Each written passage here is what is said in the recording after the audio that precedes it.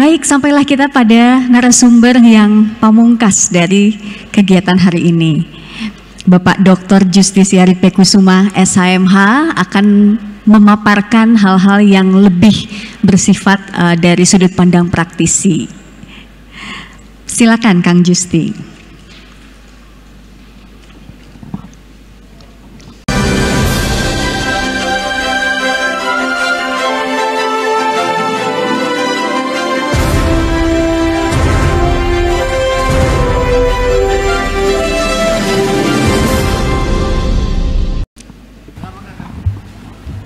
Assalamualaikum warahmatullahi wabarakatuh. Selamat siang rekan-rekan sekalian, Akang Teteh.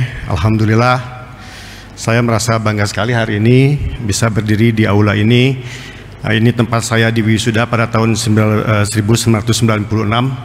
Alhamdulillah sekarang saya bisa di sini, bahagia sekali bisa bertemu dengan rekan-rekan, bisa bersama dengan guru saya, Prof. Ramli. Terima kasih. Bapak Ibu sekalian, rekan-rekan yang saya hormati, tadi kita sudah mendengar banyak sekali paparan dari para narasumber sebelum saya, dan saya yakin saya tidak perlu mengulang lagi. Jadi dalam paparan ini sebagai praktisi, izinkan saya akan memberikan sedikit pandangan-pandangan saya mengenai challenges yang mungkin harus kita hadapi baik sebagai praktisi, lembaga perbankan, lembaga keuangan, ataupun juga sebagai notaris dan juga sebagai pemilik hak itu sendiri. Pertama yang ingin saya sampaikan adalah apakah kekayaan intelektual tersebut bernilai? Jadi ada mungkin yang harus, saya bukan bermaksud mendiscourage Teh. Ini yang harus kita pertama kali kita ingat pahami bersama. Apakah haki, katakan kita sebagai pemilik haki, apakah haki kita ini sudah punya nilai? Tadi Prof. Ramli mengatakan punya paten is one thing, tapi apakah paten tersebut dikomersialisasikan is another thing. Jadi ketika kita bicara, oh saya sudah punya nih KI, saya ingin bisa menjadikan KI ini sebagai jaminan atas pembiayaan. Pertanyaannya, apakah KI Anda sudah mempunyai nilai atau tidak? Itulah sebabnya mengapa saya bisa memahami mengapa pasal 7 dari PP 24 itu mensyaratkan pasal 7 ayat 2 huruf C memiliki perikatan. Tentu maksud dari pasal ini menunjukkan bahwa supaya haki yang kita miliki tersebut sudah mempunyai suatu hubungan hukum dengan pihak-pihak tertentu sehingga haki tersebut sudah mempunyai nilai. Inilah yang menjadi pegangan dari pihak perbankan. Tentunya perbankan, kalau kita datang katakan tadi Prof. Ramli, Pak Agung sudah menyatakan saya pencipta lagu, saya buat lagu, lalu saya tiba-tiba datang mencatatkan ke DJKI, lalu apakah bisa dengan serta-merta saya datang ke perbankan dan meminta pembiayaan? Tentunya tidak. Lagu tersebut belum proven. Kalaupun dinyanyikan, misalnya lagu tersebut bagus, apakah nanti si performersnya itu akan bisa membantu lagu tersebut sehingga lagu tersebut bisa selling dan didengar? Kemarin ada lagu Ojo dibanding-bandingke. Penyanyi yang aslinya dengan penyanyi cover yang dinyanyikan oleh Pharrell lebih ngetop Pharrell, bahkan Pharrell sampai diundang ke istana. Nah ini mungkin si performer yang asli lagu tersebut tidak bisa mempunyai nilai sebagai pemilik hak terkait performing rights-nya, dia tidak bisa mempunyai nilai setinggi Pharrell, sehingga mungkin YouTube-nya Pharrell akan di-subscribe, akan dilihat, di-view oleh jutaan viewer, sehingga mungkin value-nya bisa lebih tinggi dibandingkan dengan si penyanyi aslinya.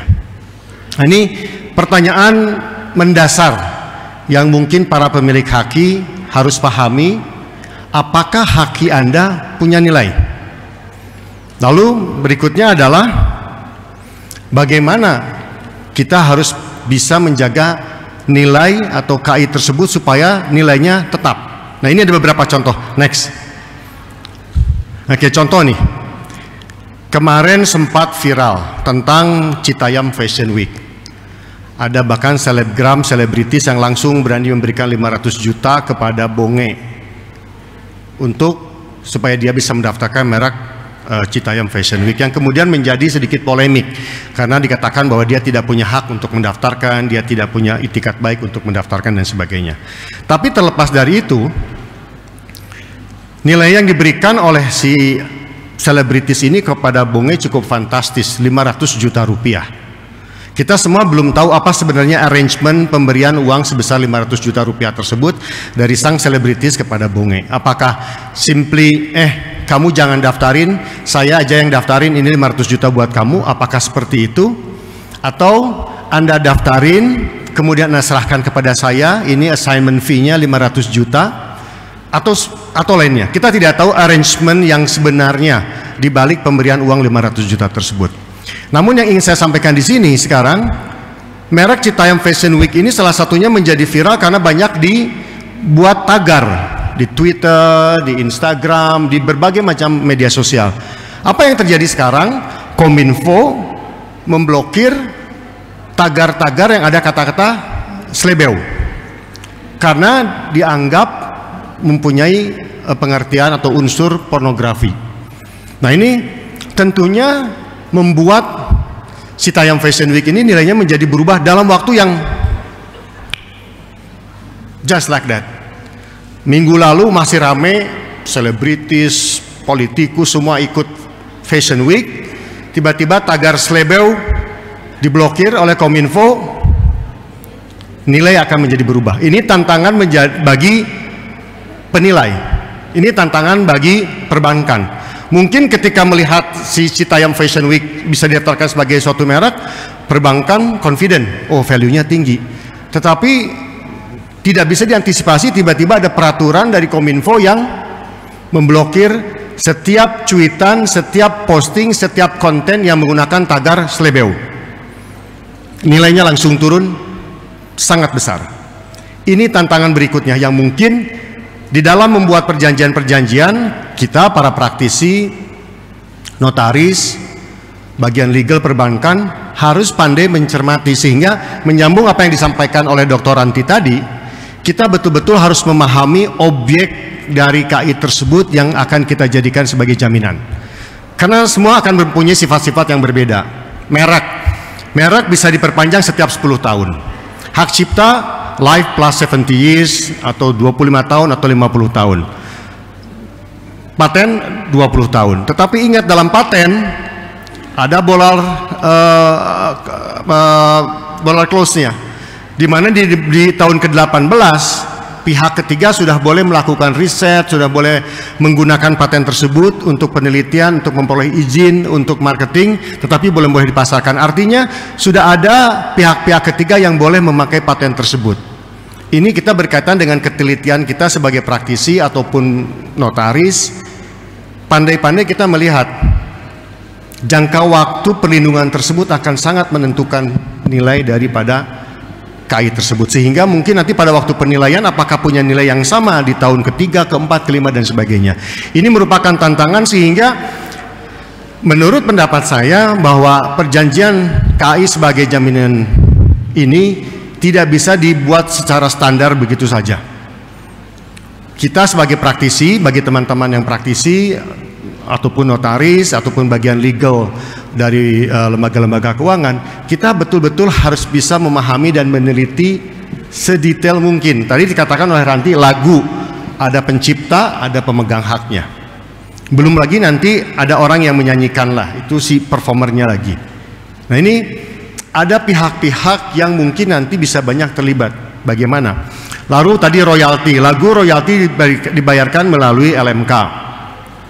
Apakah bisa kita juga melibatkan LMK sebagai pihak ketiga? Misalnya setelah ada perjanjian fidusia, ada perjanjian aksesoris lainnya antara pemegang, antara LMK, pencipta lagu dan perbankan, supaya kita memastikan tadi setiap hak royalti kita yang dibayarkan kepada LNK itu bisa dijadikan jaminan kepada perbankan in the event of default, ketika misalnya kita tidak bisa bayar atau gagal bayar.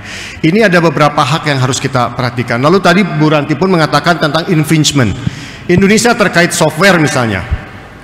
Tadi Prof. Ahmad Ramli mengatakan bahwa salah satu aset yang bisa dijadikan jaminan untuk platform itu adalah aplikasi. Aplikasi ini software.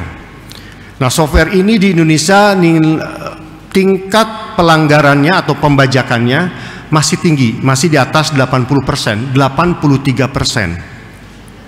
Artinya ketika suatu objek KI itu masih banyak menjadi sasaran kegiatan pelanggaran, bagaimana kita selaku pemilik KI bisa menjamin jaminan tersebut supaya nilainya tidak berkurang karena ada kegiatan pelanggaran tadi.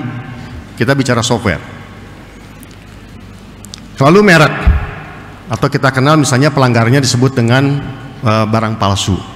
Barang palsu di Indonesia masih sangat tinggi.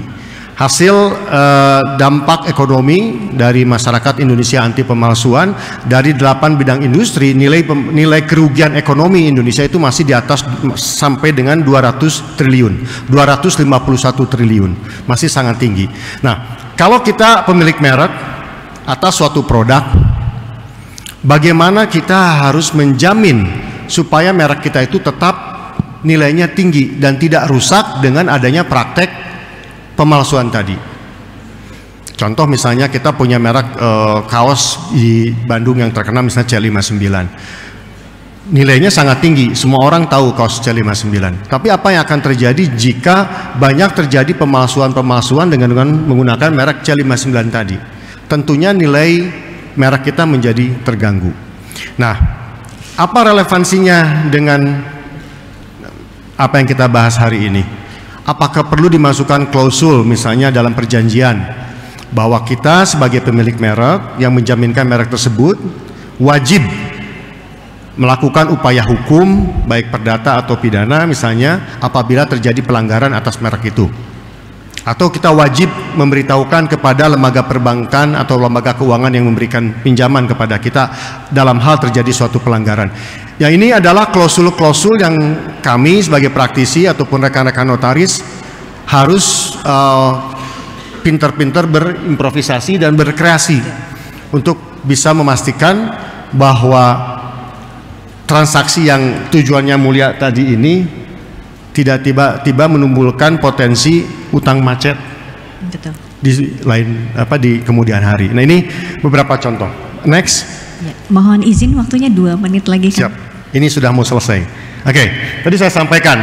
Jadi tidak bisa distandarisasi dan kita harus berkreasi, kita harus berimprovisasi untuk memastikan bahwa perjanjian tersebut aman dan menguntungkan bagi seluruh pihak. Next. Lalu peranan kita sebagai praktisi apa? Nah, ini teman-teman sekalian, ini salah satu yang masih jarang dilakukan, yaitu IP due diligence. Ini menjadi sangat penting dan ini mungkin untuk rekan-rekan konsultan KI ataupun rekan-rekan konsultan hukum, ini merupakan salah satu menu tambahan yang bisa kita tawarkan kepada klien apabila klien tersebut mempunyai kegiatan usaha yang berbasiskan kepada IP. Dengan adanya IP due diligence ini, kita bisa memastikan dan membantu misalnya klien-klien untuk mengetahui IP-nya ini amankah, apakah pendaftarannya sudah dilakukan di kelas yang tepat. Sebagai contoh, merek itu terbagi dalam beberapa klasifikasi. Saya merasa, saya sudah punya pendaftaran merek.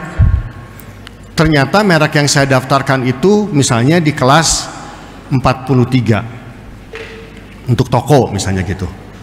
Padahal barang yang saya jual itu kosmetik di kelas 3. Saya pikir saya sudah cukup punya pendaftaran di kelas 43. Padahal untuk kosmetiknya sendiri di kelas 3 kita belum terdaftar. Nah, ini fungsi kami sebagai praktisi kekayaan intelektual bisa bermain di sini untuk menunjukkan dan memastikan bahwa hak yang dimiliki klien itu sudah dilindungi secara proper, secara layak. Next. Oke. Sebagai take away, saran yang saya sampaikan tadi, lembaga keuangan sangat penting mempunyai SOP terkait dengan pembiayaan berbasisan kepada haki ini. Sangat wajib, sangat penting, merupakan keniscayaan bagi kita semua untuk bisa memahami karakter kekayaan intelektual yang berbeda-beda. Tadi disampaikan oleh Dr. Ranti. Kita harus paham kalau paten seperti apa, hak cipta seperti apa, merek seperti apa. Merek bisa diperpanjang 10 tahun, kalau kita kasih kredit pinjaman 20 tahun, kita harus memastikan di tahun ke-9 si pemilik merek tersebut harus mengajukan perpanjangan, misalnya seperti itu. Kemudian bagi pemilik haki, dia berkewajiban untuk terus menciptakan dan menjaga nilainya dengan baik supaya tadi value-nya ada sehingga objeknya itu betul-betul mempunyai nilai untuk bisa dijadikan sebagai agunan. Salah satu contohnya adalah melakukan upaya-upaya yang lebih bersifat ofensif. Contoh merek tadi, saya misalkan punya contoh merek Nike. Nike ditulisnya N-I-K-E gitu kan. Lalu kalau misalnya ada pihak ketiga mendaftarkan Nike, N-A-I-K-I, Nike gitu kan, untuk sepatu juga, apa yang harus kita lakukan? Bagaimana reaksi market yang terjadi jika ada sepatu dengan merek Nike, N-I-K-E, satu lagi sepatu mereknya Nike, N-A-I-K-I misalnya? Kita harus lakukan keberatan contohnya. Ini untuk menjaga eksklusivitas, untuk menjaga nilai dari merek kita itu. Jadi kita harus secara proaktif menjaga supaya nilai daripada KI yang akan dijaminkan itu tetap tinggi sehingga tidak membuat resiko-resiko yang tadi disampaikan oleh Dr. Ranti. Kemudian kita harus, apabila kita pemilik lagu misalnya, kita harus secara pasti, secara teliti memastikan kita punya hak royalti kita perjuangkan, contohnya itu. Lalu sebagai pemilik merek ataupun produk sesuatu, kita terus menjaga promosi dan marketing. Karena tadi disampaikan merek hari ini yang laku, mungkin besok-besok ada pesaing baru menjadi tidak laku. Sehingga mungkin value-nya tidak sama dengan value ketika dilakukan penilaian pada waktu awal kita membuat perjanjian. Nah, ini perlu dilakukan terobosan dengan membuat klausul-klausul yang menjamin bahwa nilai jaminan yang dimiliki oleh si pemilik hak tersebut tidak akan turun. Itu beberapa hal yang ingin saya sampaikan. Sebagai penutup, saya ingin sampaikan take away-nya. Next. Nah, ini pegangan buat saya, praktisi, pemilik hak, para notaris. Different kind of IP memerlukan different kind of approach and standard. Jadi ini pegangan sekali buat kita. Kita harus memahami, dan ini tidak bisa suatu transaksi yang digebiah-uyahkan. Kita betul-betul harus paham barangnya apa, sifat perlindungannya seperti apa, sehingga mudah-mudahan upaya fasilitasi pembiayaan ini bisa memberikan kemaslahatan bagi kita semua. Terima kasih. Wassalamualaikum warahmatullahi wabarakatuh. Waalaikumsalam warahmatullahi wabarakatuh.